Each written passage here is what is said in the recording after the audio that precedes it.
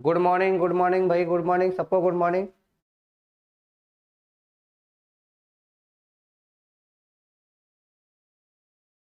Good morning अभिषेक, पुष्कर, सरयोग, रोहित, सना, गोविंद, मनोज, सबको good morning भाई।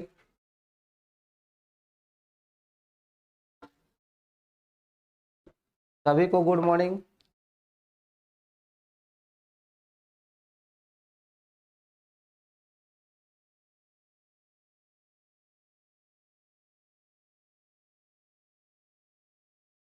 जुड़ जाओ भाई सब लोग, फटाफट लाइव आ जाओ।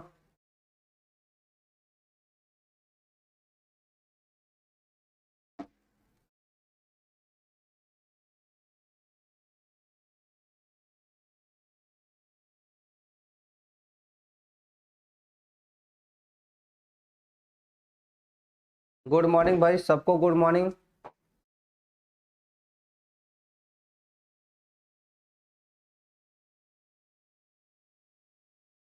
प्रज्वल, अंशुल, यशपाल, रोहित, सूर्या, अनिल, साहिल खान, अरुण, मनोज, सबको गुड मॉर्निंग भाई हमारी तरफ से। किस चीज का एग्जाम है भाई? सोनू केसरी गुड मॉर्निंग, ज्योति, खुशी गुड मॉर्निंग भाई सबको, गुड मॉर्निंग।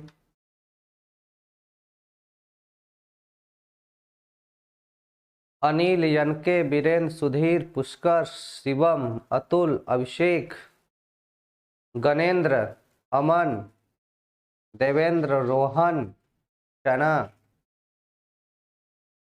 ठीक है भाई, चलो। श्याम, अंकुश, रोहित, सोनू केसरी। चलो भाई, कोई बात नहीं। अब स्टार्ट करते हैं ना। सबको गुड मॉर्निंग, सबको हमारी तरफ से गुड मॉर्निंग। आज हम लोग नया चैप्टर स्टार्ट करने चल रहे हैं। अदिति पटेल गुड मॉर्निंग भाई, गुड मॉर्निंग। ठीक है भाई। किंग, अच्छा किंग भी नाम है। विपिन, आलोक, ठीक है, रोशनी, भाई, गौतम, सुधीर, अनिल, देवेंद्र, साहू, राजकुमार, श्याम। चलो भाई ठीक है। सर्वजीत। अब जितने भी लोग हैं भाई, चलो भाई। Vinesh, thank you Vinesh. आज देखो भाई, जो विलियन का जितना भी टॉपिक, जो इम्पोर्टेंट विलियन का न्यूमेरिकल है और सब्जेक्टिव है, उसको अगले संडे को लेके आते हैं ना। जो न्यूमेरिकल और सब्जेक्टिव क्वेश्चन है उसको फिर से संडे को लेके आते हैं। संडे संडे को हम लोग क्वेश्चन कर लिया करेंगे, बाकी दिन पढ़ लिया करेंगे, ठीक है ना। बात समझ में आ रहा है? ठीक है भाई। तो हर संडे को हम लोग क्वेश्चन कर लिया करें और बाकी दिन पढ़ाई कर लिया करें, ठीक है भाई। किसी को समस्या वाली बात? साहिबा, देवेंद्र, श्याम, चलो भाई सबको गुड मॉर्निंग है। सना, ठीक है ना। आज हम लोग पढ़ने वाले हैं इलेक्ट्रोकेमिस्ट्री, नया चैप्टर लेकर आए हैं आपके लिए हम। इलेक्ट्रोकेमिस्ट्री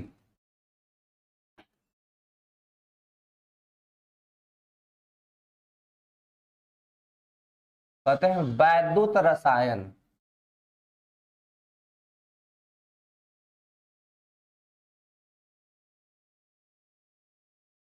ठीक है भाई, यह चैप्टर नंबर 3 है।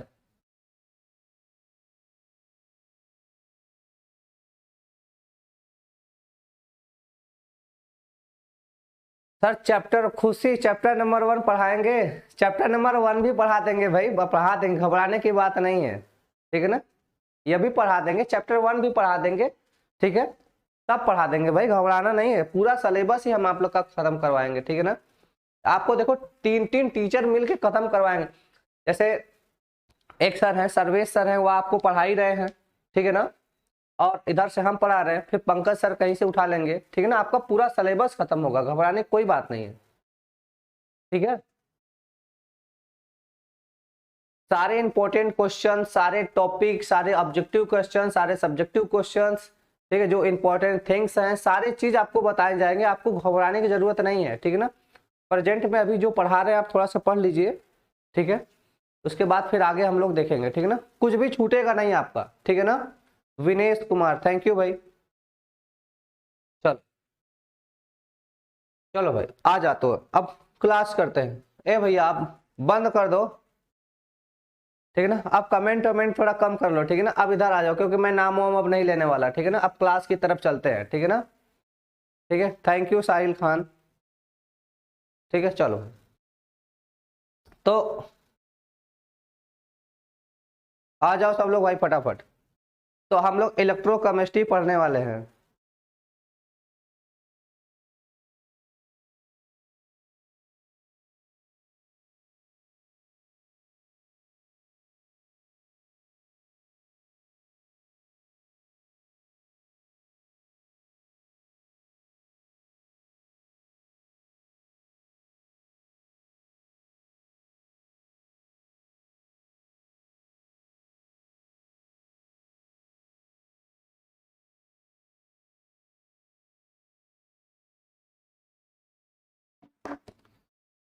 चलो भाई, तो बात करते हैं हम लोग भाई। सबसे पहले टॉपिक की बात करते हैं कि अब वैद्युत रसायन होता क्या है ना।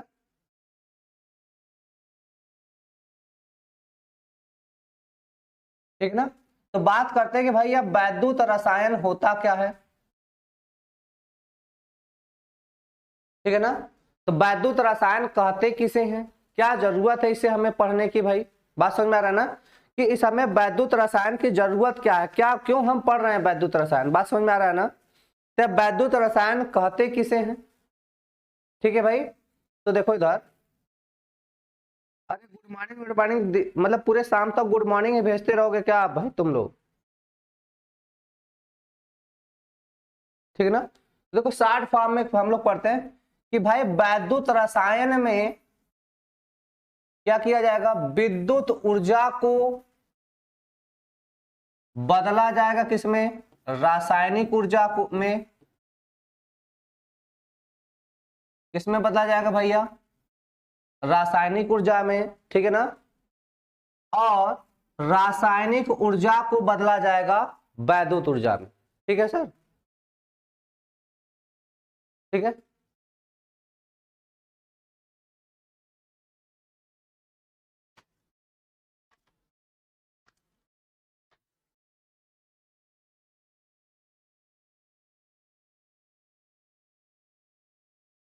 ठीक है ना। और इस चैप्टर से लगभग 5 नंबर के क्वेश्चन आते हैं, 5 मार्क, ठीक है ना। इस चैप्टर से लगभग लगभग 5 नंबर के क्वेश्चन आते हैं, ठीक है ना। ठीक है भाई, आओ देखो। तो वैद्युत रसायन है क्या, वैद्युत रसायन में वैद्युत ऊर्जा को रासायनिक ऊर्जा में बदलते हैं या रासायनिक ऊर्जा को वैद्युत ऊर्जा में बदलते हैं, ठीक है ना। करते क्या है, वैद्युत रसायन में वैद्युत ऊर्जा को रासायनिक ऊर्जा और रासायनिक ऊर्जा को वैद्युत ऊर्जा में जो बदलने का प्रोसेस है वह किसमें पढ़ते हैं भाई हम लोग, वैद्युत रसायन में बदल पढ़ते हैं। किसमें पढ़ते हैं भाई, वैद्युत रसायन में पढ़ते हैं। बात समझ में आ रहा है। तो देखो इधर, जब वैद्युत ऊर्जा को हम लोग रासायनिक ऊर्जा में बदलते हैं तो यह अस्वतः है और अपने आप नहीं होता, यह रिएक्शन हम कराते हैं। बात समझ में आ रहा है ना। हाँ नंदिनी जी, जो यूपी बोर्ड में नहीं रहेगा हम आपको बता देंगे। गुड मॉर्निंग भाई भारती कुशवाहा, गुड मॉर्निंग विकास, सूरज दुबे, सूरज, ठीक है ना भाई। सबको हमारा गुड मॉर्निंग, ठीक है ना, हमारी तरफ से सबको गुड मॉर्निंग। आज तो जो वैद्युत ऊर्जा से रासायनिक ऊर्जा में बदलने का जो प्रोसेस होता है वो अस्वतः होता है। कैसे होता है भाई, अस्वतः, ठीक है ना। क्या है, अस्वतः प्रक्रम है, मतलब अपने आप नहीं होगा, यह प्रोसेस अपने आप नहीं होगा, इस प्रोसेस को कराना पड़ता है। जबकि रासायनिक ऊर्जा से वैद्युत ऊर्जा में जो प्रोसेस है यह स्वतः होता है।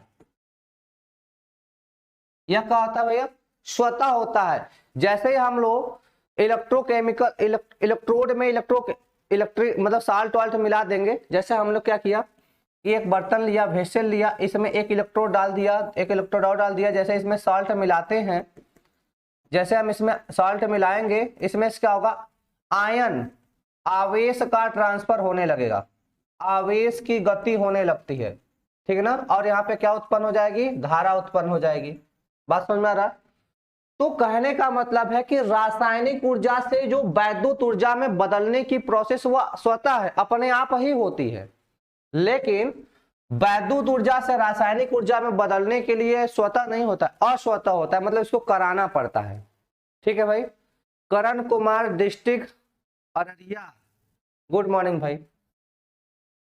चलो भाई आ जाओ, ठीक है ना। तो बात समझ में आया कि वैद्युत रसायन किसे कहते हैं। तो वैद्युत रसायन में हम लोग क्या पढ़ते हैं, वैद्युत ऊर्जा को रासायनिक ऊर्जा में, और यह कैसा प्रक्रम है, अस्वतः प्रक्रम है, और रासायनिक ऊर्जा को वैद्युत ऊर्जा में बदलते हैं, जो कि क्या है, स्वतः प्रक्रम है।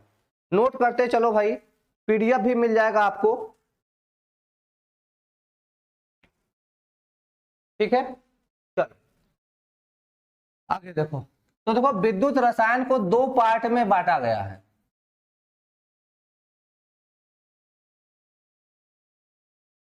विद्युत रसायन को दो पार्ट में यहां पे बांटा गया। कितने पार्ट में बांटा गया भैया, दो पार्ट में बांटा गया है, ठीक है ना। वैद्युत रसायन को दो पार्ट में बांटा गया, किस किस आधार पर, एक सेल के आधार पर, एक चालकता के आधार पर, ठीक है ना।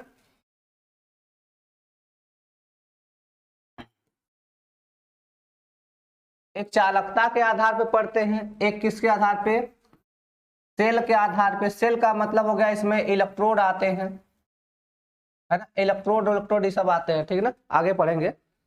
बात समझ में आ रहा है? नहीं, क्लास 6:30 से 6:30 से स्टार्ट होता है।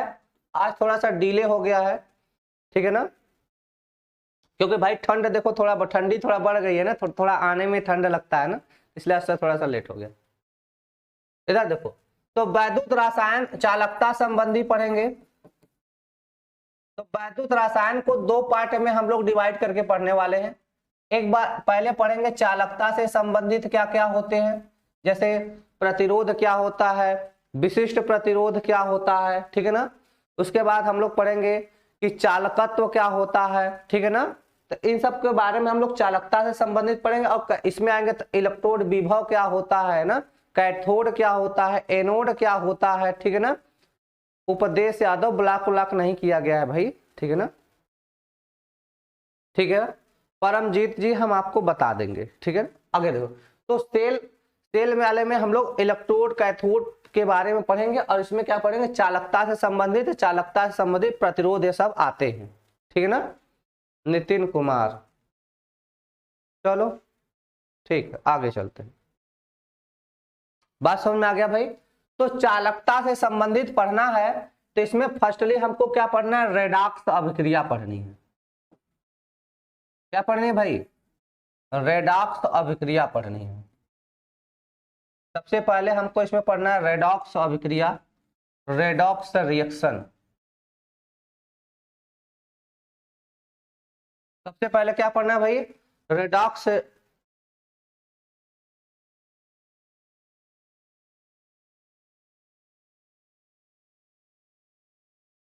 Good morning sir, Azamgarh UP से दबंगों का जिला, जामवंत यादव। चलो भाई बढ़िया, वेरी गुड, गुड मॉर्निंग सबको, गुड मॉर्निंग। सब लोग पढ़ाएंगे शिवानी जी, सब लोग पढ़ाएंगे, ठीक ना, बारी बारी सब लोग पढ़ाएंगे, ठीक है। आते हैं रेडॉक्स अभिक्रिया किसे कहते हैं, रेडॉक्स रिएक्शन। तो हम कहते हैं ऐसी अभिक्रिया जिसमें ऑक्सीकरण तथा अपचयन दोनों उपस्थित हों। क्या बोलते हैं, शुभम खान, शुभन सर आप मेरा जवाब नहीं दिए, नाराज है क्या। अरे क्यों नाराज रहेंगे भाई, इधर देखिए। तो रेडॉक्स रिएक्शन क्या होता है, वह अभिक्रिया जिसमें ऑक्सीकरण तथा अपचयन दोनों उपस्थित हों, ठीक है ना। वह अभिक्रिया जिसमें ऑक्सीकरण तथा अपचयन दोनों उपस्थित हो, रेडॉक्स अभिक्रिया कहलाती है।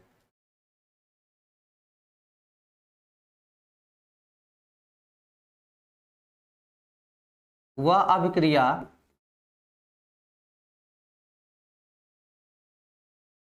जिसमें ऑक्सीकरण तथा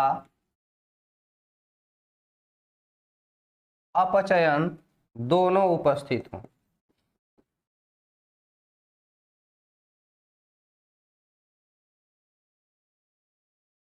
ठीक है ना। ठीक है भाई, वह अभिक्रिया जिसमें ऑक्सीकरण तथा अपचयन दोनों उपस्थित हों क्या कहलाते हैं? रेडॉक्स अभिक्रिया कहलाते हैं। चालकता के नीचे चालकता ये संबंधित लिखा है ना, संबंधित,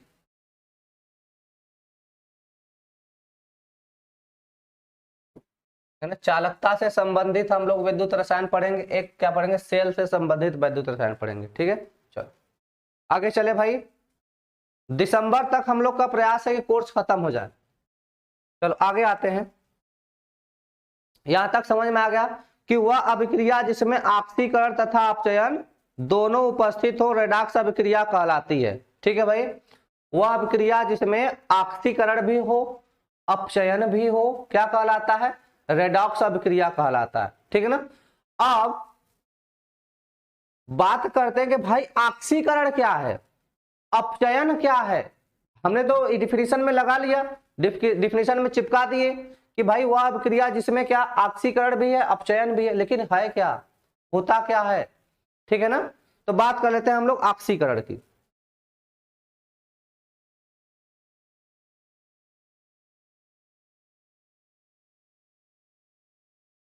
इंग्लिश में कहते हैं ऑक्सीडेशन। ऑक्सीडेशन कहते हैं इलेक्ट्रॉन का बाहर निकलना, है ना। क्या हो जाएगा? इलेक्ट्रॉन का बाहर निकलना। ठीक है ना। कहेंगे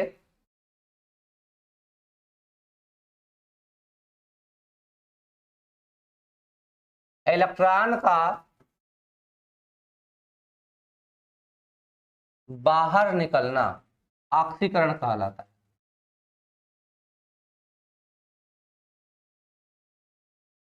ठीक है ना। जैसे देखो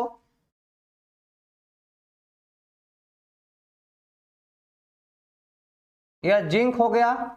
अब जिंक धातु से हमने क्या किया भाई, दो इलेक्ट्रॉन को बाहर निकाल दिया, ये क्या हो गया? ऑक्सीकरण हो गया। ये क्या हो गया? ऑक्सीकरण हो गया।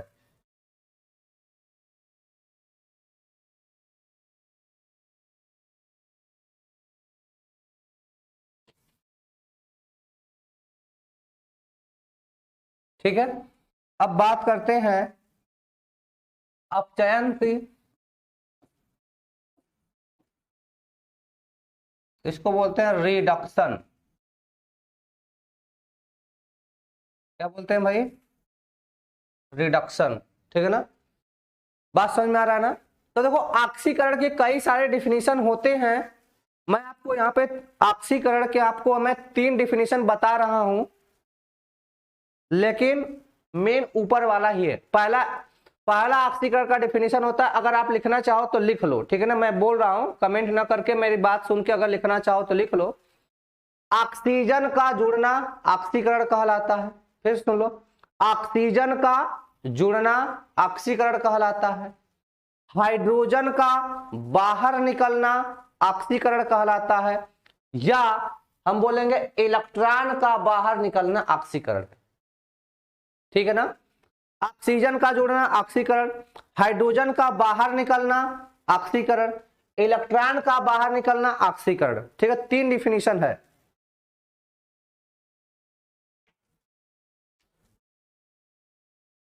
और अपचयन की बात कर लेते हैं तो इलेक्ट्रॉन का जुड़ना क्या कहलाएगा? अपचयन कहलाता है।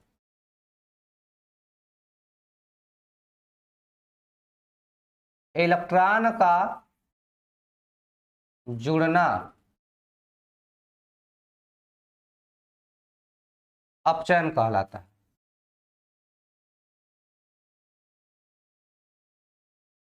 बात समझ में आ रहा है? इलेक्ट्रॉन का जुड़ना क्या कहलाता है? अपचयन कहलाता है।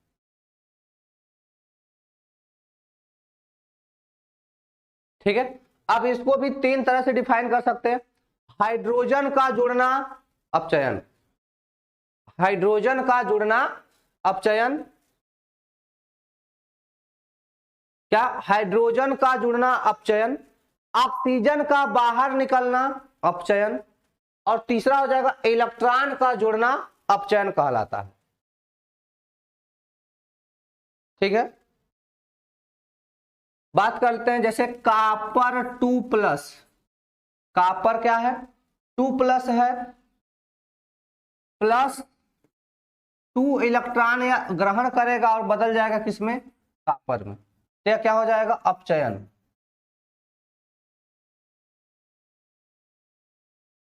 बोलो भाई, किसी को समस्या हो तो बोलो।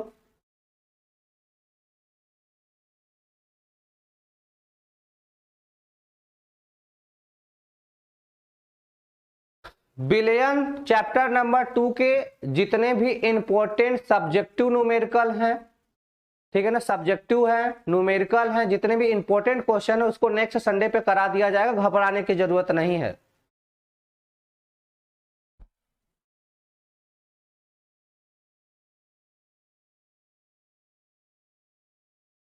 ठीक है ना, ठीक है, जो इंपॉर्टेंट क्वेश्चन के नोट्स है ना वो हम संडे को देने वाले हैं, ठीक है ना, घबराने की जरूरत नहीं है।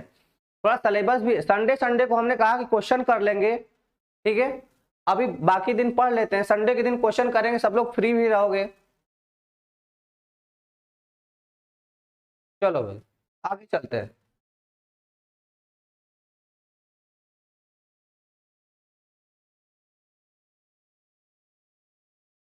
तो अब बात करते हैं रेडॉक्स अभिक्रिया की आ गई, मतलब बोल देंगे हम लोग रेडॉक्स अभिक्रिया।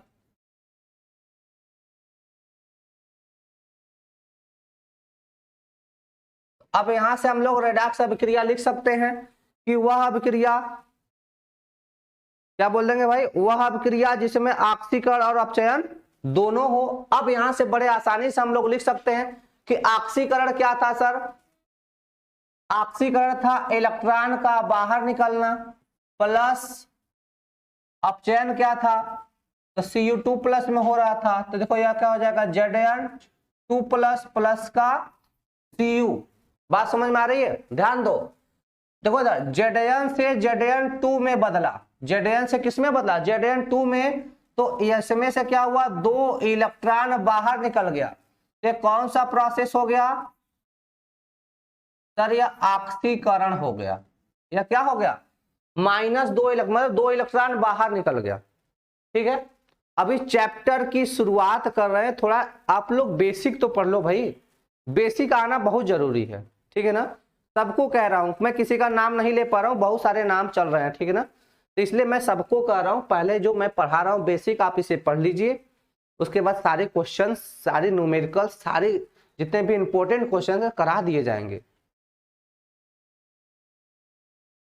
ठीक है, अब देखो इधर क्या हो रहा है, Cu2+ था तो इसमें 2 इलेक्ट्रॉन जुड़ गया और बन गया कॉपर, तो इसका क्या हो गया भाई अपचयन हो गया। बोलो, ऑक्सीकरण में मैंने बताया इलेक्ट्रॉन का बाहर निकलना, ऑक्सीकरण में मैंने क्या बताया इलेक्ट्रॉन का बाहर निकलना, तो देखो Zn से Zn2+ में बन रहा है, मतलब 2 इलेक्ट्रॉन बाहर निकल गया। ठीक है ना, आप ऐसे भी लिख सकते हो जैसे हमारे पास M कोई मेटल है, M है, इसमें से मान लो N इलेक्ट्रॉन निकल गए, है ना, N इलेक्ट्रॉन निकल गए, तो यह क्या होगा ऑक्सीकरण हो जाएगा। और जैसे M के पावर N+ है, इसमें N इलेक्ट्रॉन जुड़ गए, तो क्या हो जाएगा, या मेटल में बदल जाएगा, तो यह क्या हो जाएगा अपचयन हो जाएगा।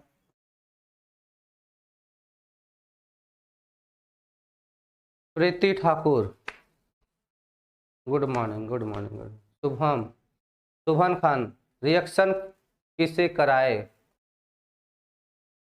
चैप्टर नंबर 3, हाँ सर चैप्टर नंबर 3 है सर, योग, यस सर, ठीक है ना, चले भाई आगे, चलो आगे चले, किसी को समस्या, चलो आगे चलते हैं ना, कोई समस्या होगी तो आप लोग इसको रिमाइंड पीछे कर लिया कीजिए, ठीक है।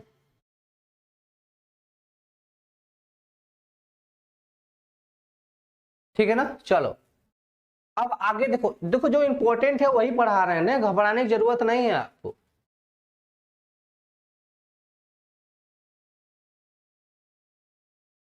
बात करते हैं चालकता की अब, चालकता किसे कहते हैं?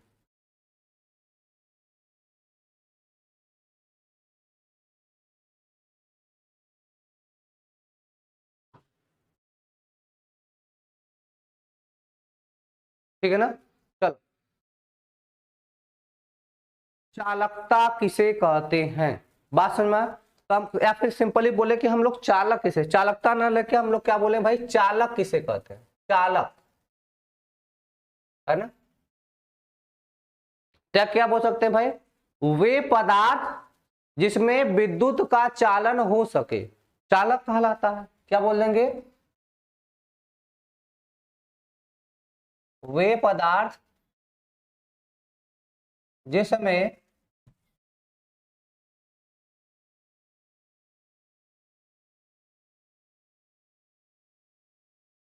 विद्युत का चालन हो सके, है ना? चालक कहलाएगा। मतलब जिसमें विद्युत धारा का प्रवाह आसानी से हो जाएगा, क्या कहलाता है भाई, चालक कहलाता है। क्या कहलाता है भाई, चालक कहलाता है। तो बात समझो, हम कहते हैं चालकता के आधार पर पदार्थों का वर्गीकरण, ठीक है ना। तो देखो चालकता के आधार पर क्या होगा, किसी में विद्युत धारा का चालक होगा, किसी में नहीं होगा, किसी में कुछ होगा कुछ नहीं होगा, ठीक है ना। तो हम क्या लिखेंगे भाई,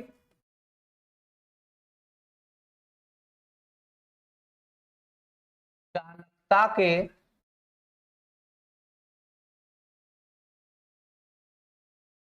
आधार पर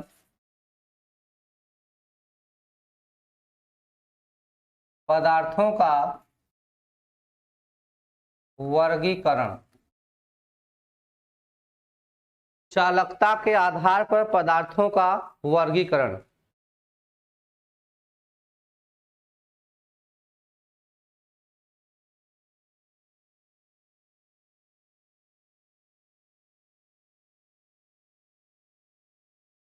ठीक है भाई,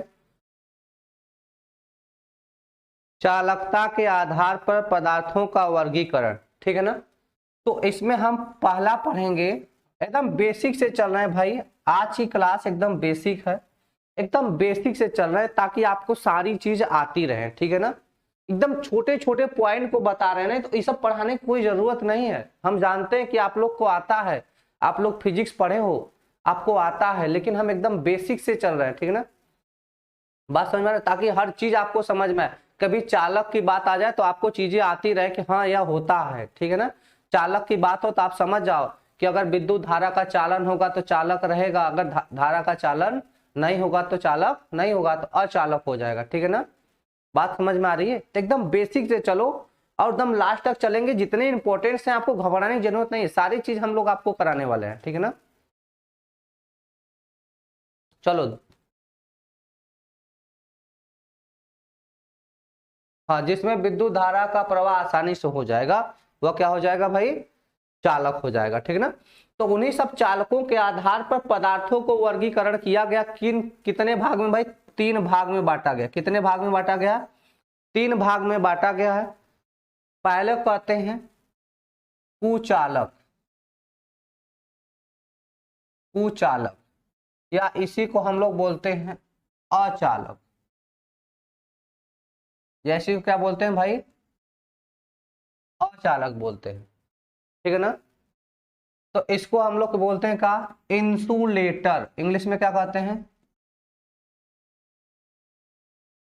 इंसुलेटर बोलते हैं, ठीक है ना। उसके बाद दूसरा है, हम कहते हैं अर्धचालक,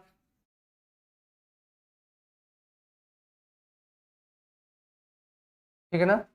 तो इसको क्या बोलते हैं, सेमी कंडक्टर,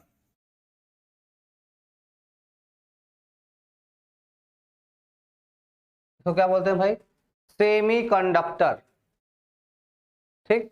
और तीसरा हो जाएगा चालक, तीसरा क्या हो जाएगा, चालक होता है, जिसको हम लोग सिंपली बोलते हैं कंडक्टर, है ना। इसी को सुचालक के भी नाम से जानते हैं ना, या इसी को किस नाम से जानते हैं, सुचालक के नाम, ठीक है भाई।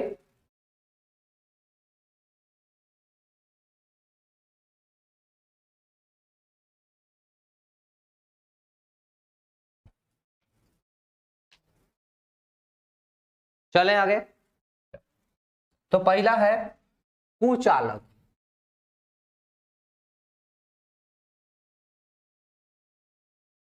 या अचालक किसे कहते हैं? तो कहेंगे वे पदार्थ जिसमें, तो सिंपल हम लोग बोलेंगे क्या, वे पदार्थ जिसमें विद्युत धारा का प्रवाह संभव नहीं हो या न हो, है ना, क्या बोल देंगे, वे पदार्थ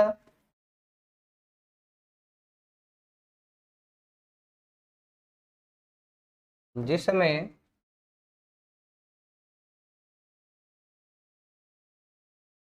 विद्युत धारा का प्रवाह संभव न हो।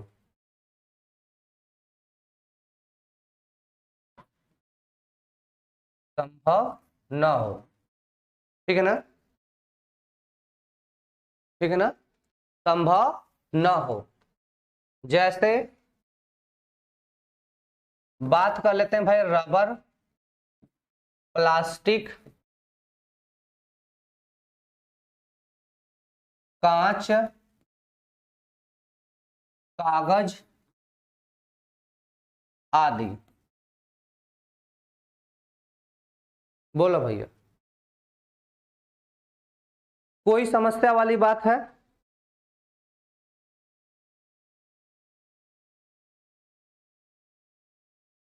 जी लवकुश जी, हम आ रहे हैं, जो पूछा जाता है वहीं पर आ रहे हैं। कुछ बेसिक हैं, इसे जानना बहुत जरूरी है, क्योंकि बिना इसके हम लोग आगे चलेंगे तो हमारी कहानी अधूरी रह जाएगी। समझ में आ रहा है ना? समझ रहे हो मेरे लल्ला?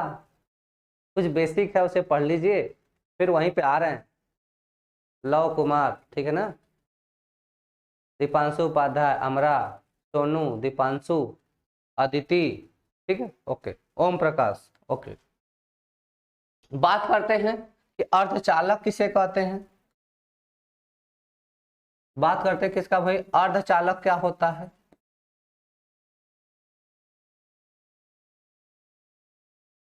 सेमीकंडक्टर, ठीक है ना। देखो भाई, आप फिजिक्स में एक चैप्टर ही पढ़ोगे, विवेक कुमार, ठीक ना, आप एक फिजिक्स में चैप्टर पढ़ोगे, सेमीकंडक्टर के नाम से चैप्टर ही है ना। तो सेमीकंडक्टर आज के डेली लाइफ में बहुत इंपॉर्टेंस है।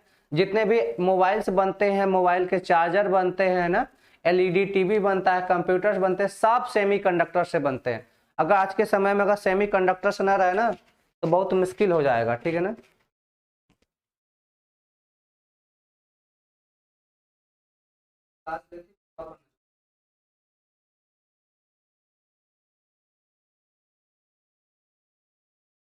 ठीक है ना। तो बात करते हैं भाई अर्धचालक किसे कहते हैं, ठीक है ना।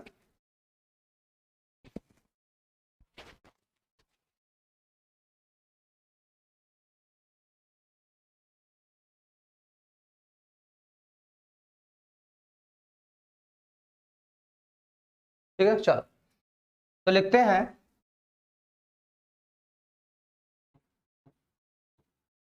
यह सामान्य अवस्था में, यह सामान्य अवस्था में चालकता नहीं दर्शाते।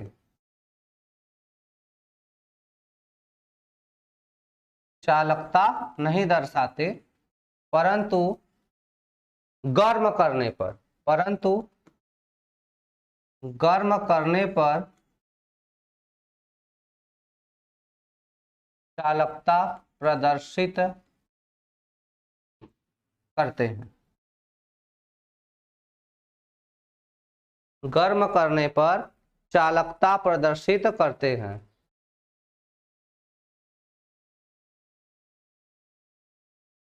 ठीक है ना, गर्म करने पर चालकता प्रदर्शित करते हैं, या अशुद्धि मिलाने पर, या अशुद्धि मिलाने पर चालकता को दर्शाते हैं। बात समझ में आ रहा है भाई?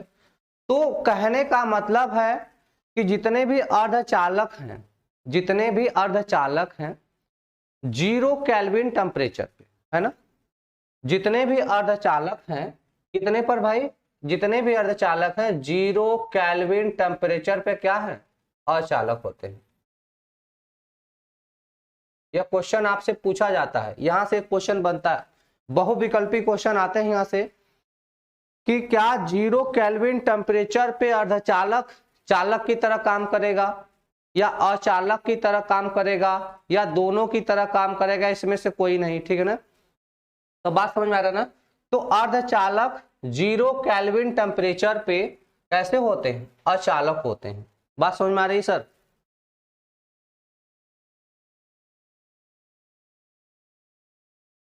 बात समझ में आ रहा है कि क्या कह रहा है, यह सामान्य अवस्था में चालकता नहीं दर्शाते, सामान्य अवस्था में चालकता नहीं दर्शाते परंतु गर्म करने पर चालकता प्रदर्शित करते हैं, या अशुद्धि मिलाने पर या इसी में इम्प्योरिटी मिला दे तो किसको प्रदर्शित करते हैं, चालकता को प्रदर्शित करते हैं। जैसे सिलिकॉन हो गया, जर्मेनियम हो गया, जैसे हम लोग कह देते हैं एग्जाम्पल में सिलिकॉन हो गया, जर्मेनियम हो गया आदि बहुत सारे हैं, आप देख लीजिएगा, ठीक है ना।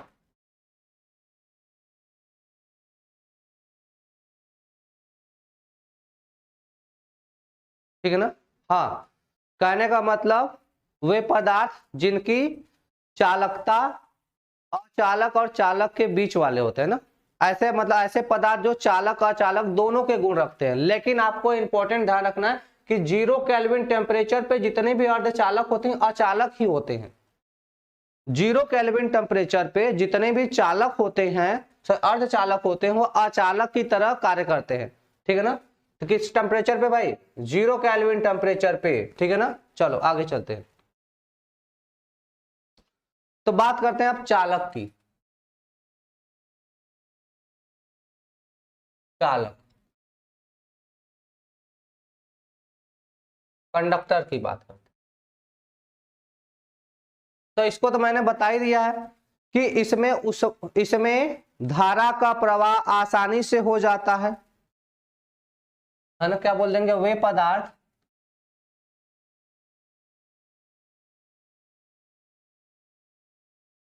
जिसमें धारा का प्रवाह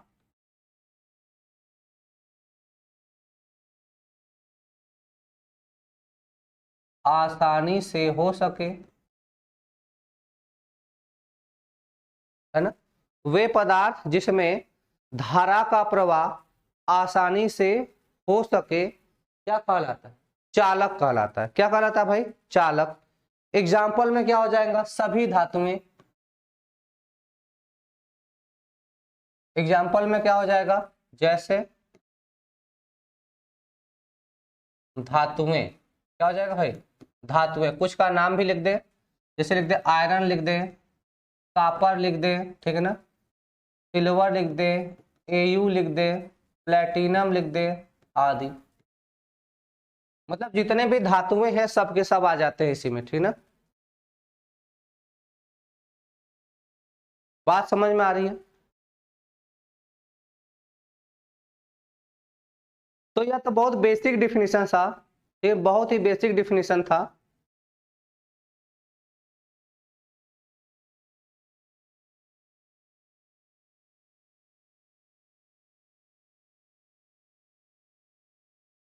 ठीक ना। तो अब यहां से हम लोग पढ़ेंगे भाई चालक के प्रकार। क्या पढ़ेंगे,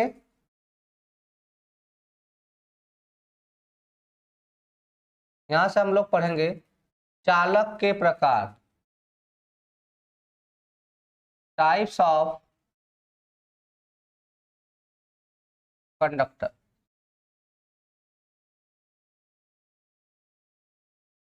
ठीक है ना। यहां से हम लोग पढ़ेंगे चालक के प्रकार, हाँ, वे पदार्थ जिसमें धारा का प्रवाह आसानी से हो सके, ठीक है ना। अब हम लोग क्या पढ़ेंगे भाई, 0 केल्विन समझ में नहीं आया भैया, 0 केल्विन का मतलब परम शून्य ताप पर। 0 केल्विन का मतलब होता है क्या होगा, परम शून्य ताप।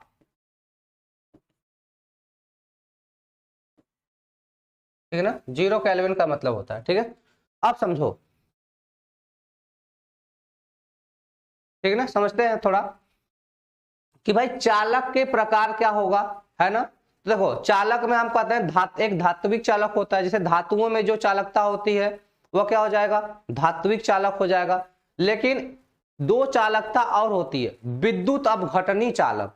क्या पढ़ेंगे बोले, विद्युत अपघटनी मतलब वैद्युत रसायन वाला। जैसे आप बैटरी लेते हो तो बैटरी में भी तो चालकता होती है, बैटरी भी तो चालक होता है, ठीक है ना, ठीक है ना। तो बैटरी भी तो चालक होते हैं। तो चालक एक धात्विक चालक हो सकता है, दूसरा वैद्युत रसायन वाला मतलब वैद्युत अपघटनी चालक हो सकता है, और एक मिश्रित चालक हो सकता है। क्या हो सकता है भाई, मिश्रित चालक हो सकता है। तो चालक कितने प्रकार के हो जाएंगे, तीन प्रकार के यहां हम लोग चालक पढ़ेंगे। कितने प्रकार के भाई, तीन प्रकार के। पहला पढ़ेंगे हम लोग धात्विक का इलेक्ट्रॉनिक चालक। क्या पढ़ेंगे, धात्विक या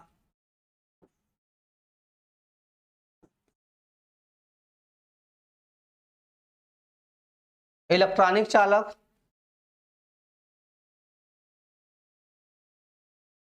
ठीक है। दूसरा पढ़ेंगे विद्युत अपघटनी या आयनिक चालक।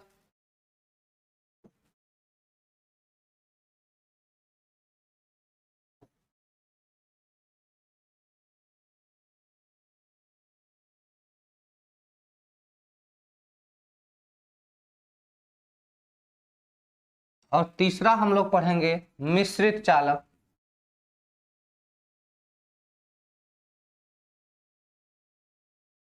ठीक है,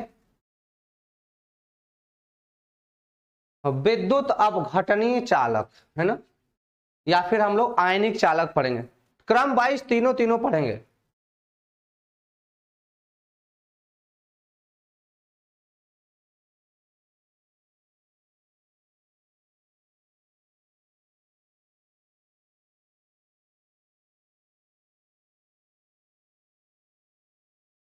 ठीक है, जी नहीं आर्यन जी, नहीं हो पाएगा। आगे चले भाई। तो पहला हम लोग पढ़ेंगे धात्विक या इलेक्ट्रॉनिक चालक, है ना। पहला क्या पढ़ेंगे हम लोग, धात्विक या इलेक्ट्रॉनिक चालक, ठीक है ना। तो हम लोग पहला पढ़ लेते हैं धात्विक या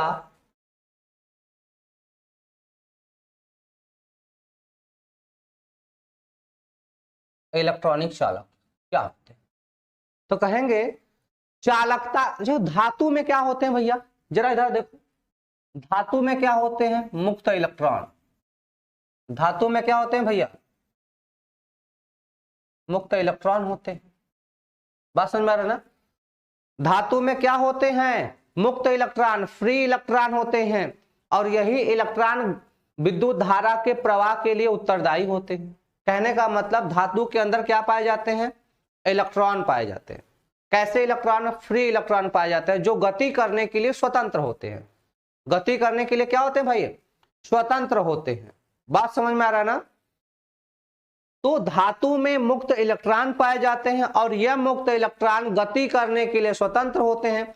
और जब इलेक्ट्रॉन गति करते हैं तो धारा उत्पन्न होती है, और जिसमें धारा मिलेगा वह क्या कहलाएगा, चालक कहलाएगा। जिसमें धारा मिलेगा वो क्या कहलाएगा भाई, चालक कहलाएगा।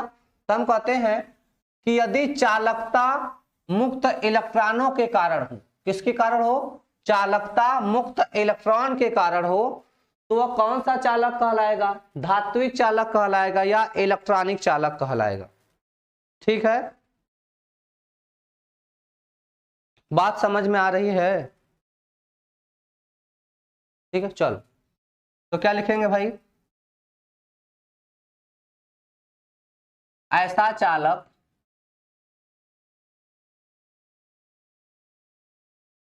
ऐसा चालक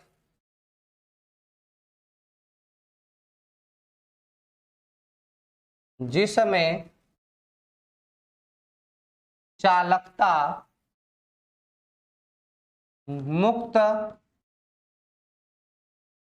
इलेक्ट्रॉन के कारण हो, चालकता मुक्त इलेक्ट्रॉन के कारण हो, कारण हो धात्विक या इलेक्ट्रॉनिक चालक कहलाता है।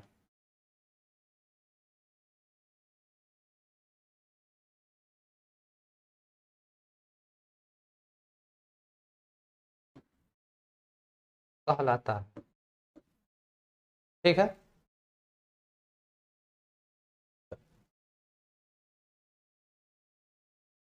ठीक है, ठीक है, ठीक है, ठीक, ठीक है ना भाई।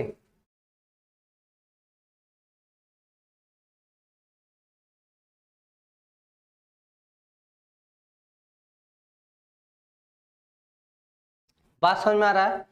अब इंपॉर्टेंट लाइन यहां पर लिखना है आपको क्या, देखो भाई, जैसे आप लोग सिंपली जानते हैं कि जितने भी आपके घरों में वायर लगे होते हैं, घरों में जो वायर लगे होते हैं किसके लगे होते हैं, किसी न किसी धातु के, ठीक है। हाँ, कांग्रेचुलेशन, आप लोग को भी बधाई हो, हम लोग का एक चैप्टर कंप्लीट हो गया, ठीक है आदित्य। ठीक, आगे चलो, ठीक है भाई। तो हमारे घर में जितने भी वायर लगे थे सभी के सभी कॉपर या एल्यूमिनियम या आयरन के लगे होते हैं, मतलब धातु के तार लगे होते हैं। तो जितने भी धातु होते हैं, अगर उन धातुओं का टेम्परेचर हम बढ़ा दें, क्या बढ़ा दे भाई, टेम्परेचर बढ़ा दे, और जब टेम्परेचर बढ़ाते हैं तो चालकता घट जाती है। जब टेम्परेचर बढ़ाते हैं तो चालकता घट जाती है। तो कहने का मतलब ताप वृद्धि पर धातु की चालकता घटती है। क्या बोल देंगे, ताप वृद्धि पर धातु की चालकता घटती है, ठीक है ना। याद रखना, मैंने यहां पर लिखा है क्या, धातु लिखा है, याद रखना यहां पर मैंने धातु लिखा है, ठीक है ना। कभी कभी क्वेश्चन में अधातु दे देगा तो अधातु में बढ़ता है, याद रखना कि अधातु में अगर ताप बढ़ाते हैं, अधातु में ताप बढ़ाते हैं तो उनकी चालकता बढ़ती है, या अर्धचालक है तो ताप वृद्धि पर चालकता बढ़ती है। लेकिन धातु की अगर टेम्परेचर बढ़ा देंगे, मतलब अगर ताप बढ़ाएंगे वो भी किसका, धातु का बढ़ा देंगे, तो चालकता घट जाएगी। द्रक्ष, अरे तोहरा मैसेजवा देख रहे हैं भैया, रिप्लाइया नहीं दे पा रहे हैं, ठीक है ना, थोड़ा पढ़ा ही रहे हैं इसलिए मैसेजवा आ ही रहा है आपका, ठीक है।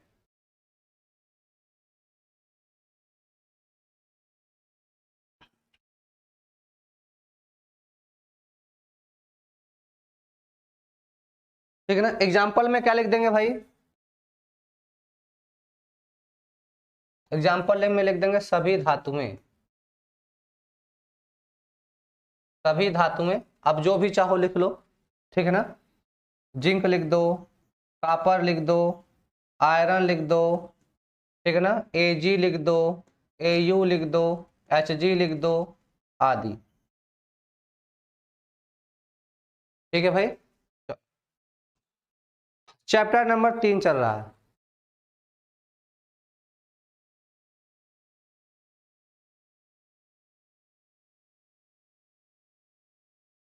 चल आगे चलते हैं। अब दूसरे की बात करते हैं, दूसरा है विद्युत अपघटनी या आयनिक चालक, है ना, दूसरे की बात कर लेते हैं, क्या है, विद्युत अपघटनी या आयनिक चालक।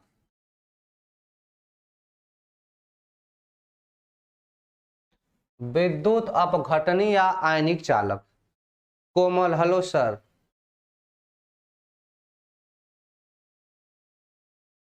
ठीक ठीक।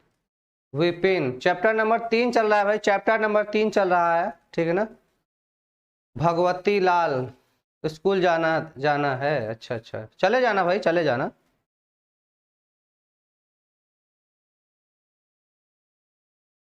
ठीक है ना। चल, तो बात करते हैं, क्या लिखा भाई, आयनिक चालक। ध्यान दीजिए, इंपॉर्टेंट है लिखा गया, क्या इंपॉर्टेंट में लिखा गया यहाँ पे कि आपको यहाँ पे लिख दिया गया आयनिक लिखा भैया, आयनिक लिखा गया है ना।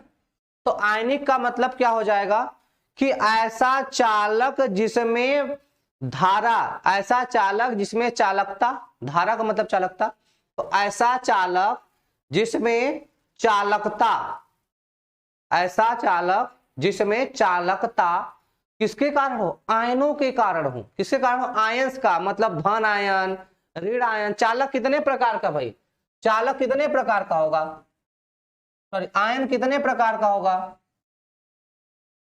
आयन दो प्रकार के हो सकता है,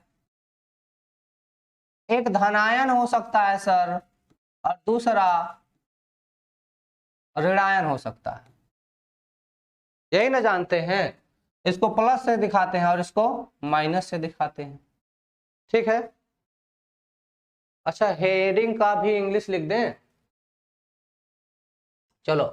आयनिक चालक है ना, चलो अगली बार से लिख दिया करेंगे, ठीक है भाई। चलो, तो कहेंगे ऐसा चालक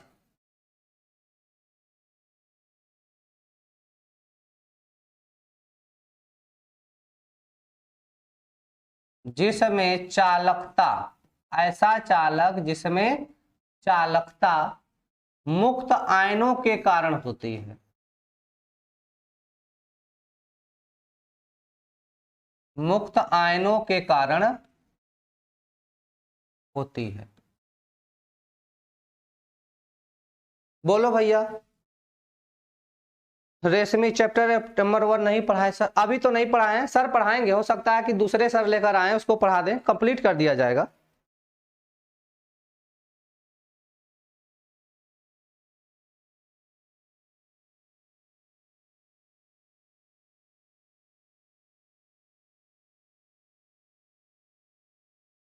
ठीक है ना, चल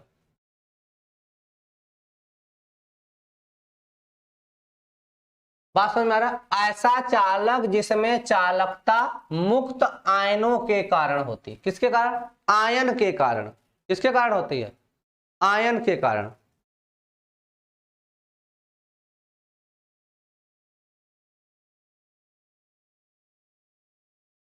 ठीक है, चलो अब देखो, इसमें ध्यान देना है आपको क्या कि भाई चालकता किसके कारण होती है, आयनों के कारण। सर ये तो आप बताए ही नहीं कि ताप आप बढ़ाएंगे तो कोनो फर्क पड़ेगा कि नहीं पड़ेगा सर। ताप वृद्धि पर, ताप वृद्धि पर आयनिक चालकता बढ़ती है, आयनिक चालकता बढ़ती है। क्या भैया,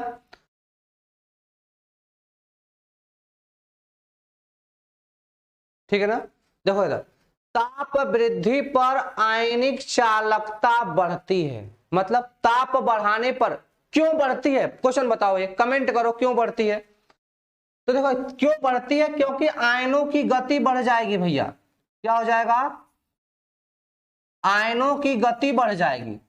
ताप बढ़ाओगे तो आयन की गति बढ़ जाएगी, तो आयन तेजी से गति करने लगेंगे।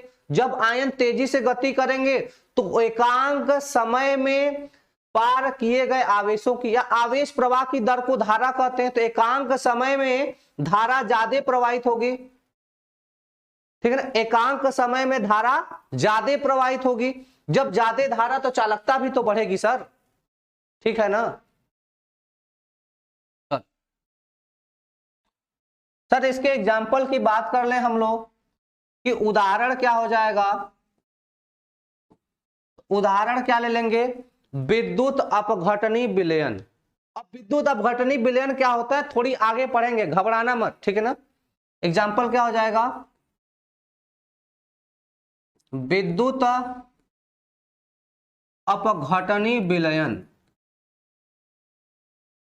बात समझ में आ रही है कि ना।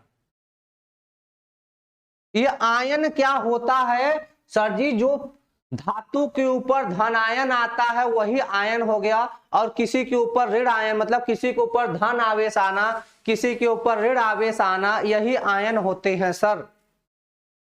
अभिषेक पोरवाल, काहे भैया ऐसा काहे कर रहे हैं आप? मुस्कान, सर ये तीसरा चैप्टर हम पढ़ा रहे हैं मुस्कान जी। यस, यस है ना, क्वेश्चन करा देंगे, ठीक है ना मुस्कान, करा भाई। चैप्टर नंबर 3 है, कितनी बार बता दें?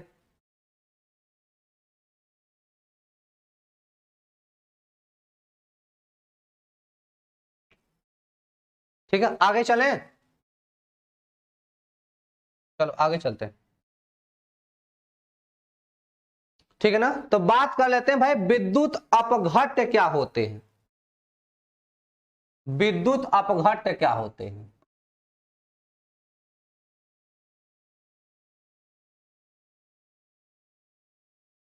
जिसको हम कहते हैं इलेक्ट्रोलाइट, इलेक्ट्रोलाइट, इलेक्ट्रोलाइट क्या होते हैं? विद्युत अपघट्य क्या होते हैं? सर ये आयन क्या होते हैं, बता तो रहे हैं, आयन क्या होते हैं? आयन मतलब धन आयन ऋण आयन, किसी परमाणु के ऊपर, किसी तत्व के ऊपर प्लस आना माइनस आना, यही आयन है, ठीक है ना। ठीक है सर, ठीक है। तो यह बात कर लेते हैं भाई कि विद्युत अपघट्य क्या होते हैं।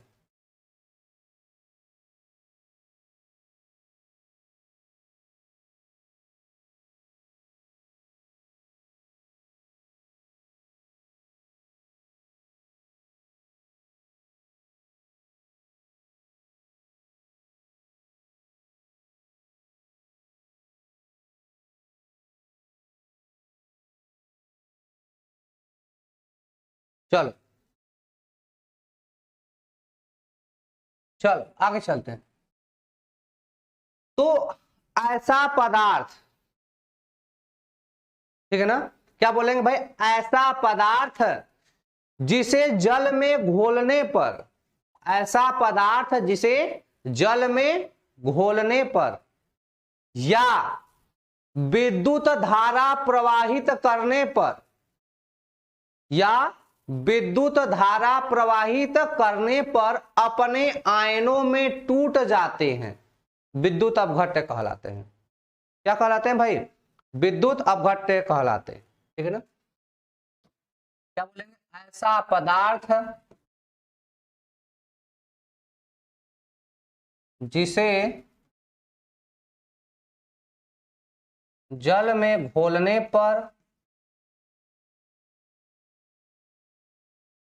या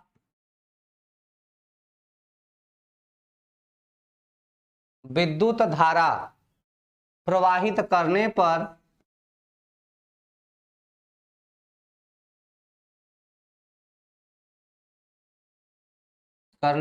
अपने आयनों में टूट जाते हैं।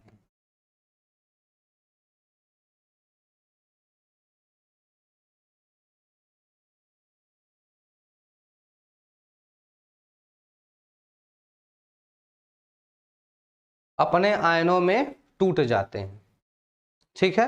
चलो,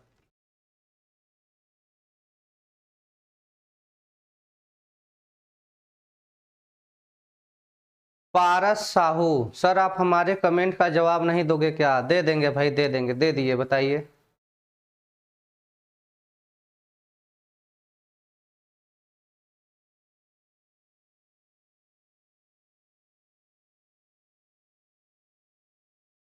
ठीक है ना। चलो अब बात करते हैं कि भाई इसमें तो यह हम बता दिए कि ऐसा पदार्थ जिसे जल में घोलने पर या विद्युत धारा प्रवाहित करने पर क्या होते हैं? अपने आयनों में टूट जाते हैं। तो धारा कैसे प्रवाहित होती है? तो कहते हैं इसमें गलित अवस्था में या विलयन में, इसके गलित अवस्था या विलयन में क्या होगा? मुक्त इलेक्ट्रॉन हो जाते हैं। इसके गलित अवस्था में या विलयन में मुक्त इलेक्ट्रॉन हो जाते हैं। अब जब मुक्त इलेक्ट्रॉन हो जाएगा तो वो प्रवाहित होने लगेंगे, तो यहां पे क्या मिलेगी? धारा मिलेगी। क्या मिलेगी भाई? धारा मिलेगी, ठीक है। चलो क्या लिखेंगे इसमें? गलित या विलयन की अवस्था में, विलयन की अवस्था में मुक्त इलेक्ट्रॉन, मुक्त इलेक्ट्रॉन, मुक्त इलेक्ट्रॉन की उपस्थिति के कारण विद्युत धारा आसानी से प्रवाहित होती है।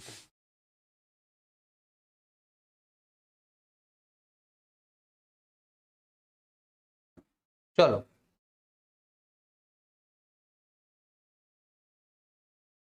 सर्वजीत, चैप्टर 1 पढ़ा दिया जाएगा, घबराने की जरूरत नहीं है।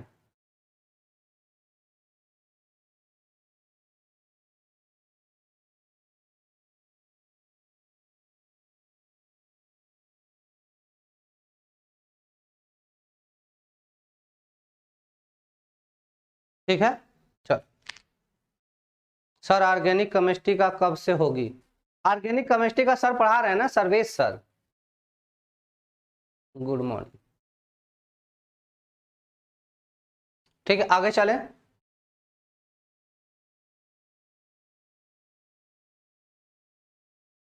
चलो भाई आगे।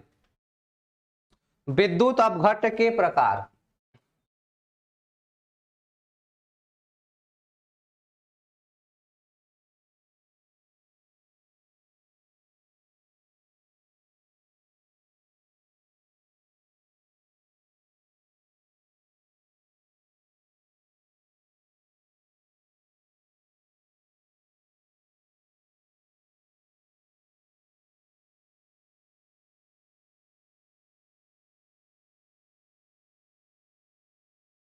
Types of electrolyte.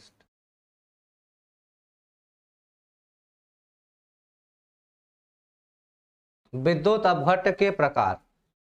ठीक है, हाँ, अपघट्ट क्या होता है?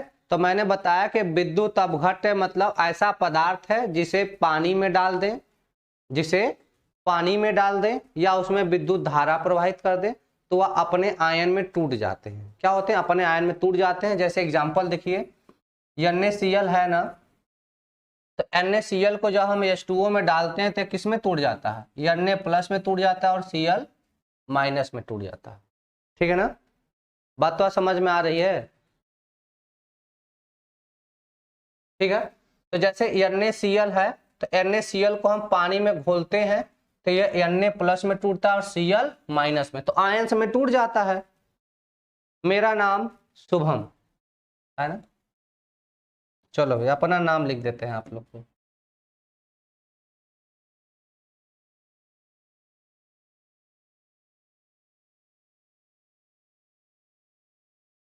चलो ये मेरा नाम हो गया। ठीक है, अब दोबारा मत पूछना। आगे, तो जैसे हम किसी पदार्थ को जल में डुबाते हैं या विद्युत धारा प्रवाहित करते हैं तो वह अपने आयनों में टूट जाता है। अब इसी के आधार पर, इसी के आधार पर हम लोग वैद्युत अपघट्ट को बांटेंगे। क्या करेंगे भाई? वैद्युत अपघट्ट को बांटेंगे। देखिए कैसे। तो ये कितने प्रकार का? तो इसमें पहला पढ़ेंगे प्रबल वैद्युत अपघट्ट। इसमें क्या पढ़ेंगे? पहला प्रबल वैद्युत अपघट्ट। क्या पढ़ेंगे? प्रबल वैद्युत अपघट्ट। तो देखो भाई, वे पदार्थ जिन्हें जल में घोलने पर, वे पदार्थ जिन्हें जल में घोलने पर या विद्युत धारा प्रवाहित करने पर पूर्ण रूप से अपने आयनों में टूट जाते हैं। पूर्ण रूप से, कैसे भाई? पूर्ण रूप से अपने आयनों में टूट जाते हैं, उसे क्या कहते हैं? प्रबल वैद्युत अपघट्ट। क्या बोलेंगे? ठीक है, तो क्या लिखेंगे? वे पदार्थ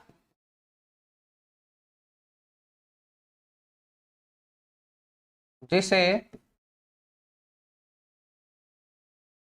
जल में घोलने पर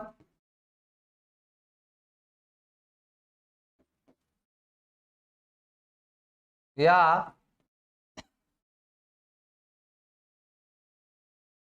विद्युत धारा प्रवाहित करने पर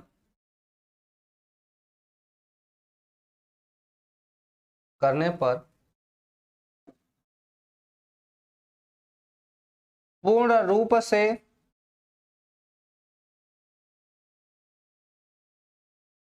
अपने आयनों में टूट जाते हैं, प्रबल विद्युत अपघट्य कहलाते हैं।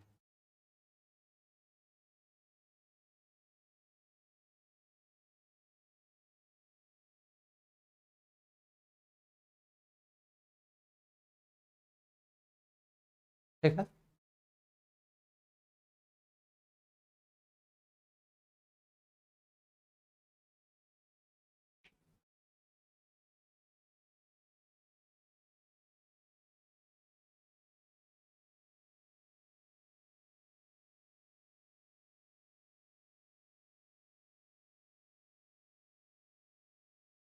ठीक है भाई। क्या प्रबल वैद्युत अपघट्य किसे बोलेंगे?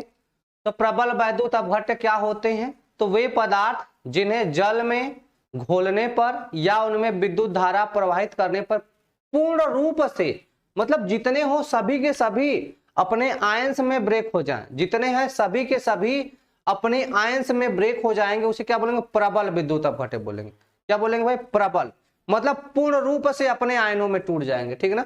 एग्जाम्पल लेते हैं, जैसे पता है NaCl, एग्जाम्पल क्या ले? NaCl। जब इसको हम डिजोल्व करते हैं, NaCl को क्या करते हैं भाई? जब NaCl को हम लोग क्या करते हैं? डिजोल्व करते हैं, तो पूरा का पूरा टूट जाता है Na प्लस में और Cl माइनस में। ठीक है ना। पूरा का पूरा क्या होता है? ठीक है ना। तो अब क्या होगा इसमें? क्या होगा? पूरा का पूरा यह टूट जाता है Na प्लस और Cl माइनस में, पूरे के पूरे टूट जाते हैं। ठीक है ना। तो NaCl हो गया, जैसे सोडियम क्लोराइड है, तो इसको जब हम वाटर में डिजोल्व करेंगे, पानी में जब घोलेंगे, क्या करेंगे भाई? पानी में जब घोलते हैं तो पूरा का पूरा देखो सोडियम अलग हो जाता है, क्लोरीन अलग हो जाता है, पूर्ण रूप से अपने आयनों में टूट जाता है। तो इसे क्या बोलते हैं? प्रबल वैद्युत अपघट्य बोलते हैं। ठीक है ना। चलो, और भी एग्जाम्पल्स हैं, फटाक से आगे चलें, एग्जाम्पल बताएं। और भी इसके एग्जाम्पल है, देखो भाई एग्जाम्पल्स क्या क्या हो जाएंगे, जैसे HCl है, HBr है, HCl हो गया, HBr हो गया, ठीक है ना, HI हो गया, H2SO4 हो गया, है ना, HNO3 हो गया, है ना। ये सब क्या है? प्रबल वैद्युत अपघट्य में आते हैं। ठीक है ना। अच्छा, कुछ क्षार भी हैं, कुछ क्षार में जैसे हम लोग लिख सकते हैं NaOH भी हो जाएगा, यह भी इसको भी तोड़ेंगे अपने आयनों में टूट जाता है। ठीक है, जैसे ये सब क्षार में आते हैं।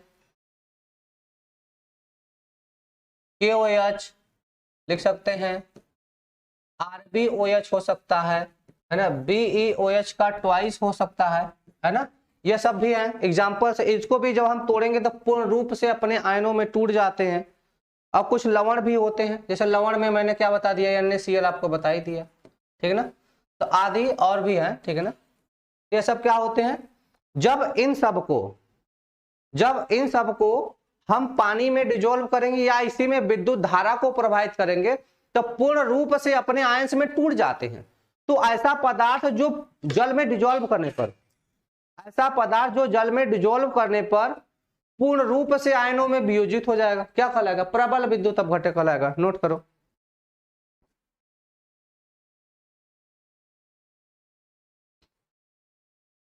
ठीक है भाई।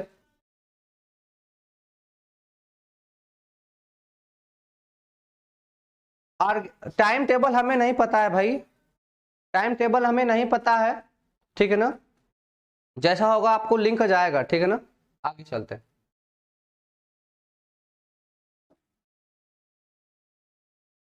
बात करते हैं दुर्बल वैद्युत अपघट्य की।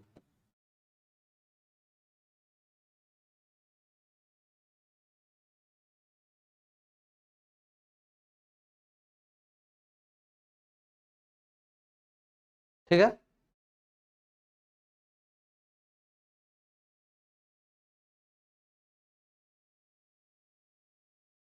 चैप्टर नंबर 3 चल रहा है भैया, गौरवांशी ब्राह्मण। HBr क्या होता है? हाइड्रोजन ब्रोमाइड, इसको बोलते हैं हम लोग हाइड्रोजन ब्रोमाइड। ठीक है, चलो। तो देखो प्रबल में क्या था, प्रबल की बात कर लें तो प्रबल क्या था? जब प्रबल वैद्युत अपघट्ट को हम पानी में डालते हैं या विद्युत धारा प्रवाहित करते हैं तो पूर्ण रूप से अपने आयन में टूट जाते हैं। तो दुर्बल क्या होगा? पूर्ण रूप से अपने आयन में नहीं टूटेगा। दुर्बल क्या होगा? पूर्ण रूप से अपने आयन में नहीं टूटेगा, आंशिक रूप से टूटेगा। बात समझ में आ रही है भैया सबको? तो क्या लिख देंगे? वे पदार्थ जिसे जल में घोलने पर, वे पदार्थ जिसे जल में घोलने पर या विद्युत धारा प्रवाहित करने पर पूर्ण रूप से नहीं टूटते हैं, आंशिक रूप से टूटते हैं, क्या कहलाएगा? दुर्बल वैद्युत अपघट्य। क्या कहलाएगा भाई? दुर्बल वैद्युत अपघट्य। क्लियर है? हम 6:30 बजे से पढ़ाते हैं, ठीक है।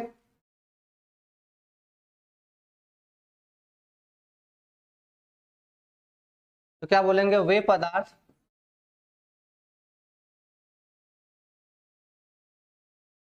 इसे जल में घोलने पर या विद्युत धारा प्रवाहित करने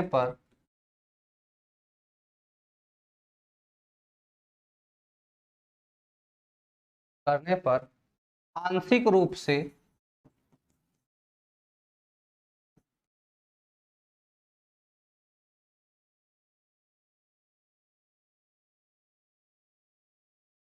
अपने आयनों में टूटते हैं,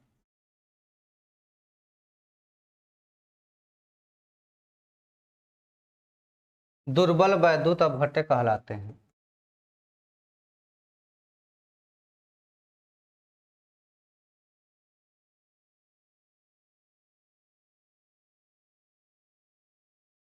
ठीक है भाई। Rubidium hydroxide RbOH, rubidium hydroxide होता है भाई।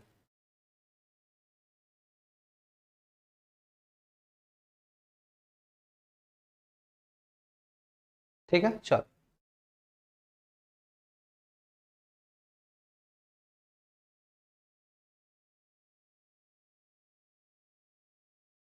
चलो जैसे एग्जांपल की बात कर लें,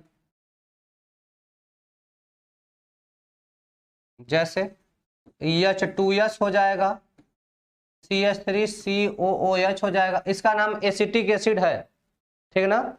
इसका नाम H2S हाइड्रोजन डाइसल्फाइड है, इसका नाम एसिटिक एसिड है। और HCOOH यह फार्मिक एसिड है। इसको क्या कहते हैं भाई? फार्मिक एसिड, फार्मिक अम्ल। क्या होता है? फार्मिक अम्ल। चलो अगले लाइन पे रुको रुको रुको, नेक्स्ट पेज पे एग्जांपल लिखते हैं तो समझाते हैं थोड़ा। उदाहरण देख लेते हैं। उदाहरण में जाएगा H2S हो जाएगा, ठीक है। CH3COOH हो जाएगा, इसका नाम क्या है? एसिटिक अम्ल है। अगला एग्जांपल हो जाएगा HCOOH हो जाएगा, इसका नाम फार्मिक अम्ल है। क्या नाम हो जाएगा? फार्मिक अम्ल। यह कहाँ पाया जाता है? गन्ने में पाया जाता है ना। और यह कहाँ पाया जाता है? चींटी में पाया जाता है, ठीक है।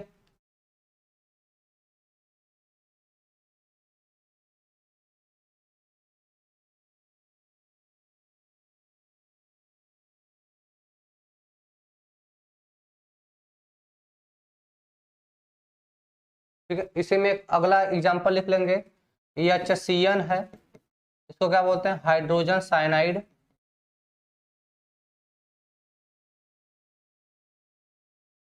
ठीक है, तो ये सब इसके एग्जांपल्स हैं।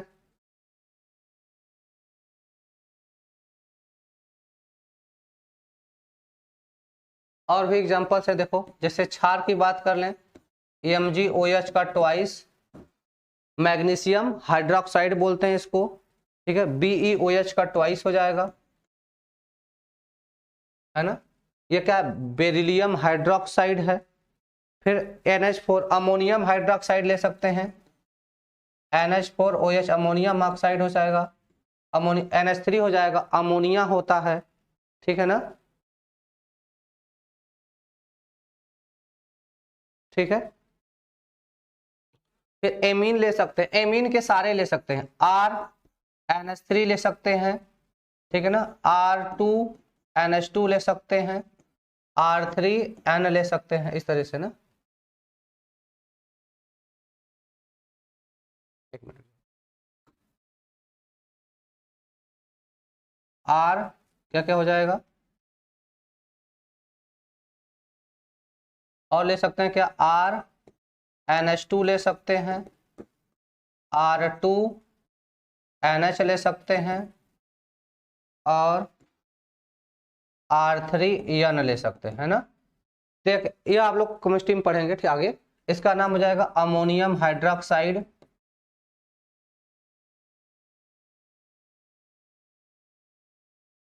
है ना। इसका नाम क्या हो जाएगा, अमोनिया हो जाएगा, ठीक है ना। इसका नाम बेरिलियम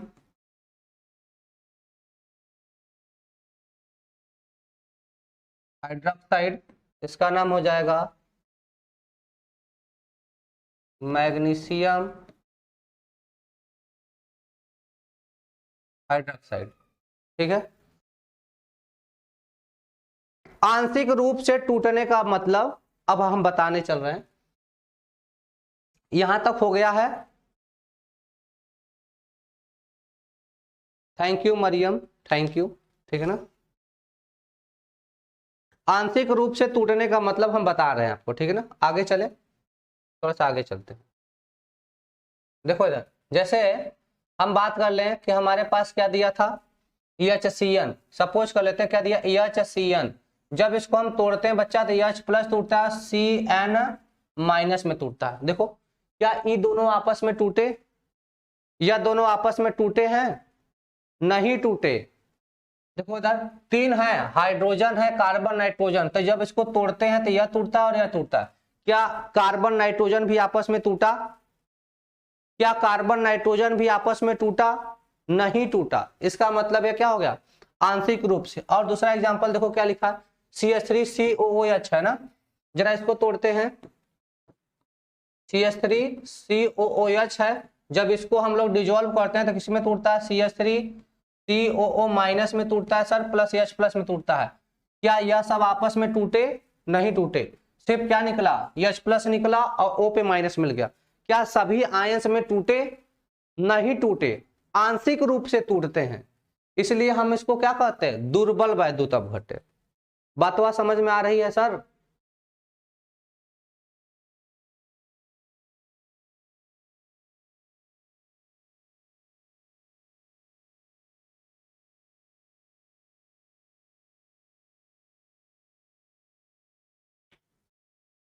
शिवानी, सर स्कूल भी जाना है, अब क्लास को बाद कर दो। अरे नहीं बच्चा, अभी 10 मिनट रुक जाओ, ठीक है ना, 10 मिनट।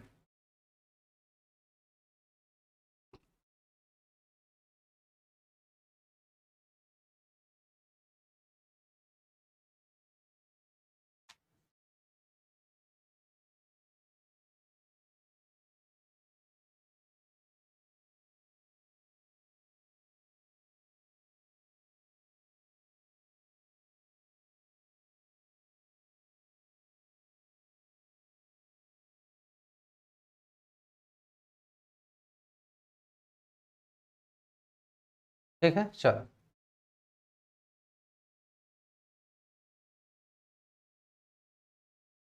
चलो अब अगला हेडिंग लगाएंगे हम लोग,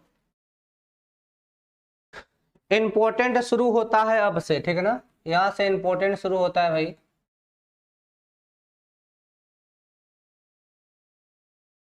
विद्युत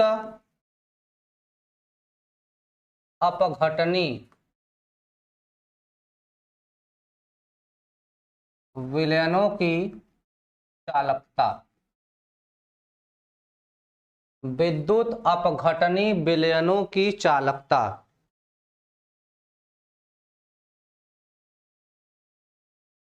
है ना, कंडक्टेंस ऑफ इलेक्ट्रोलिटिक सॉल्यूशन।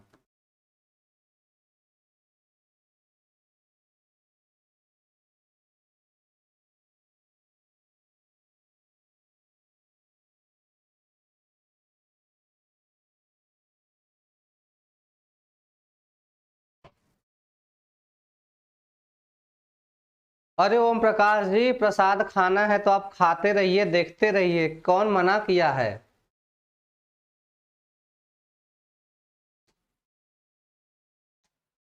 ठीक है ना, चलो भाई,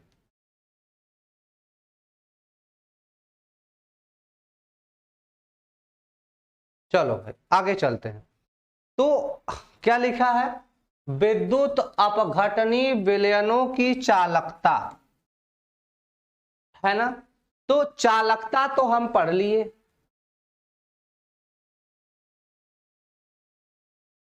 ठीक है ना। अब इसमें हम लोग बात करते हैं कि भाई प्रतिरोध क्या होता है ना।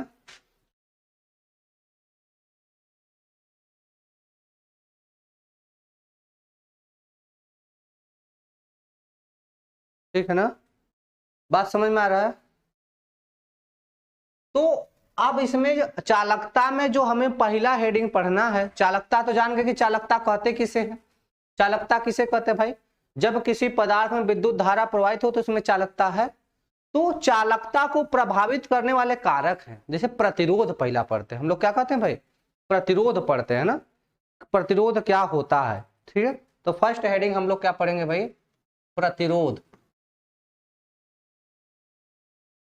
रेजिस्टेंस। सबसे पहला टर्म क्या पढ़ना है भाई, रेजिस्टेंस क्या होता है।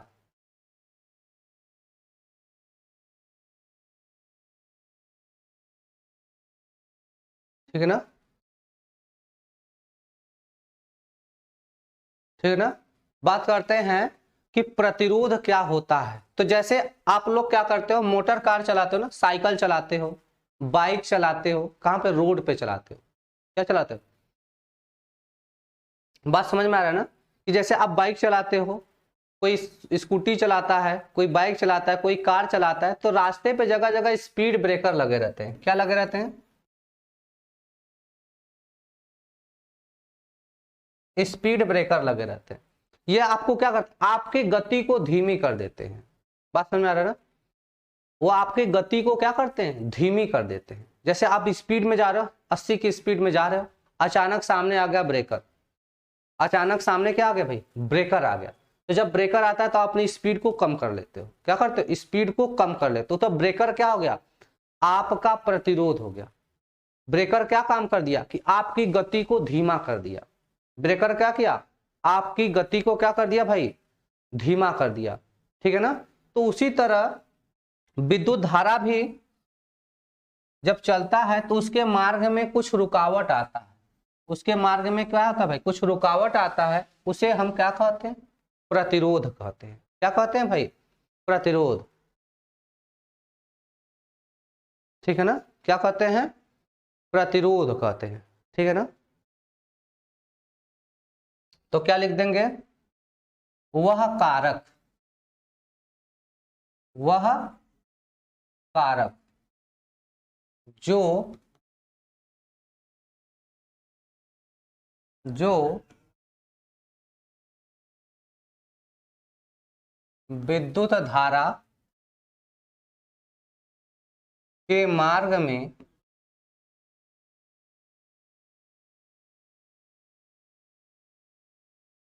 विरोध उत्पन्न करता है।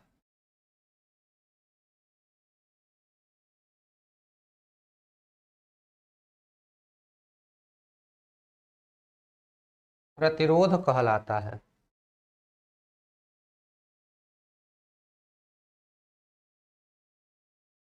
प्रतिरोध कहलाता है। इसे कैपिटल आर से इसे कैपिटल आर से प्रदर्शित करते हैं।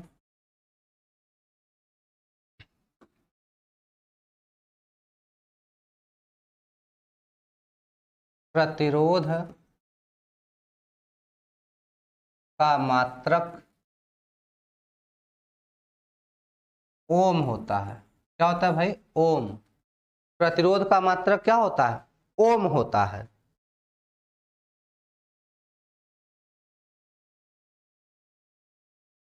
ठीक है, प्रतिरोध का मात्रक ओम। ओम को बनाते कैसे हैं? होता है। ठीक है, चलो चलो भाई। अच्छा, ट्रक चलाते हो? दायरा त्रिपाठी ट्रक चलाते हैं। चलो चलो भाई। Tushar, thank you. हाँ हाँ, जो भी विद्युत धारा के मार्ग में प्रतिरोध मतलब रुकावट उत्पन्न होता है ना, तो उसे क्या बोल देते हैं हम लोग? प्रतिरोध बोल देते हैं। ठीक है, चलो भाई चलो। 200 की स्पीड से, अरे वाह। पबजी में 200 की स्पीड से चला रहे थे क्या?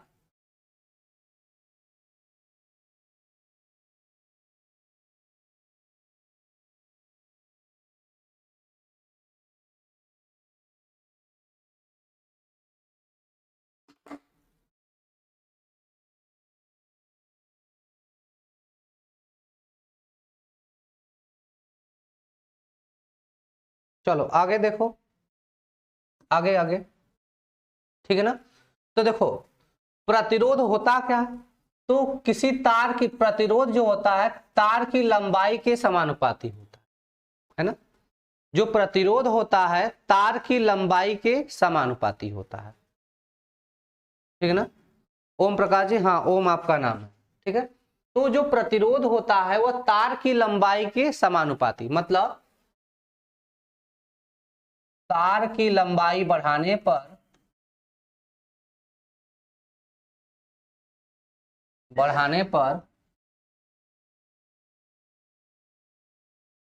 प्रतिरोध बढ़ता है। तो कहते हैं कि अर्थात प्रतिरोध तार की लंबाई के समानुपाती होता है। ठीक है ना? क्या बोल देंगे? आर प्रोपोर्शनल टू एल, मतलब प्रतिरोध जो है वो तार की लंबाई के समानुपाती है। प्रतिरोध किसके? प्रतिरोध किसके? तार की लंबाई के समानुपाती है। ठीक है, दूसरी आर इनवर्सली प्रोपोर्शनल टू ए। ए क्या है? ए को कहते हैं अनुप्रस्थ क्षेत्रफल। अनुप्रस्थ क्षेत्रफल बोलते हैं। क्या बोलते हैं भैया? अनुप्रस्थ क्षेत्रफल। तो क्या बोल देंगे कि प्रतिरोध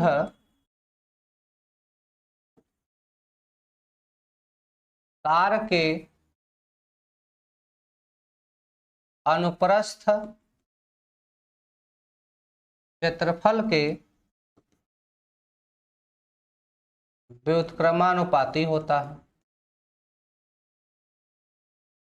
अर्थात क्या बोल देंगे भाई? तार की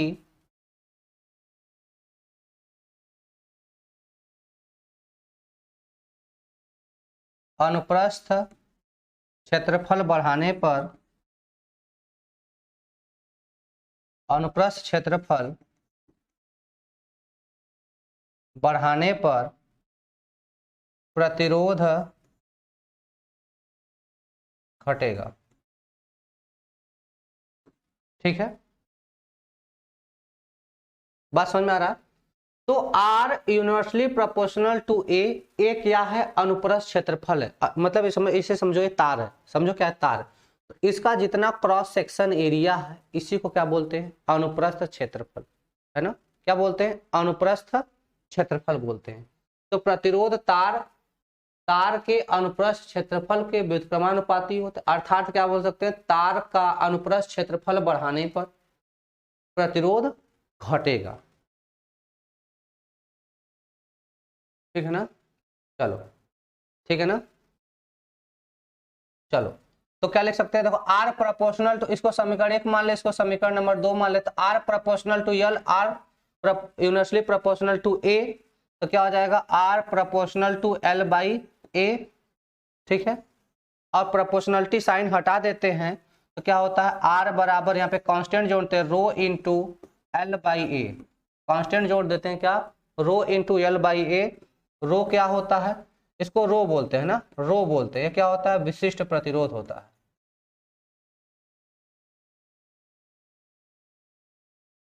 ये क्या होता है, विशिष्ट प्रतिरोध होता है।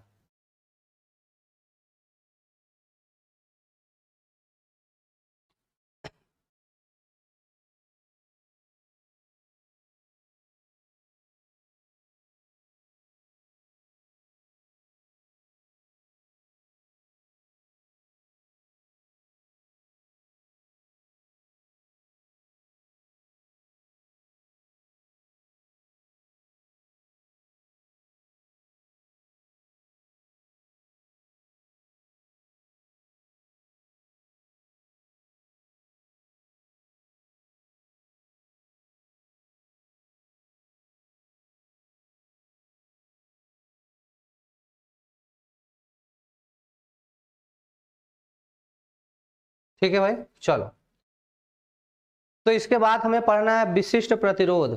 ठीक है ना, इसके बाद हमें पढ़ना है क्या भाई, विशिष्ट प्रतिरोध। ठीक है ना, जिसको हम लोग बोलते हैं स्पेसिफिक रेजिस्टेंस। ठीक है, आगे चले, क्या पढ़ना है भाई,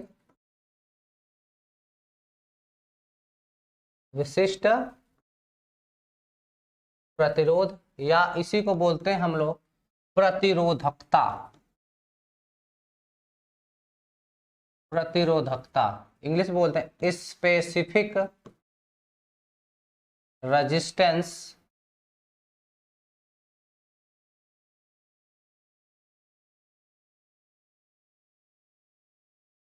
और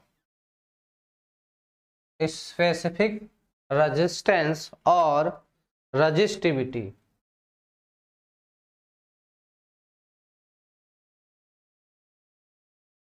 है ना, स्पेसिफिक रेजिस्टेंस और रजिस्टिविटी। ठीक है, चलो अच्छा यहीं पे क्लास को ओवर करते हैं। ठीक है ना, ठीक है भाई, तो इसको कल देखते हैं, इसी पे क्लास को ओवर करते हैं। ठीक है, कल मिलते हैं, एक बार रिवीजन के साथ आना सब लोग भाई, और इसको एक बार रिवाइज कर लें। देखो पर डे का रोज रिवाइज करते चलो। ठीक है ना, पर डे आप रिवीजन करते चलो, बाकी जिम्मेदारी हम लोग की है। ठीक है ना, आप रिवीजन पे ज्यादा ध्यान दो। ठीक है,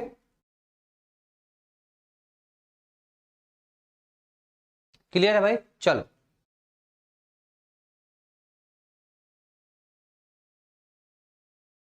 चलो सबको बाय बाय।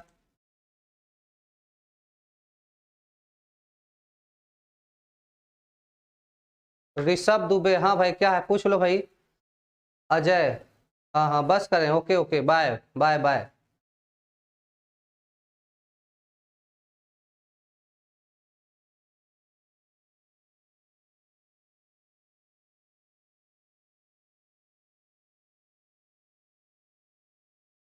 हाँ विशिष्ट चालकता दिया है ना, हाँ आ रहे हैं आ रहे हैं, चलो ठीक।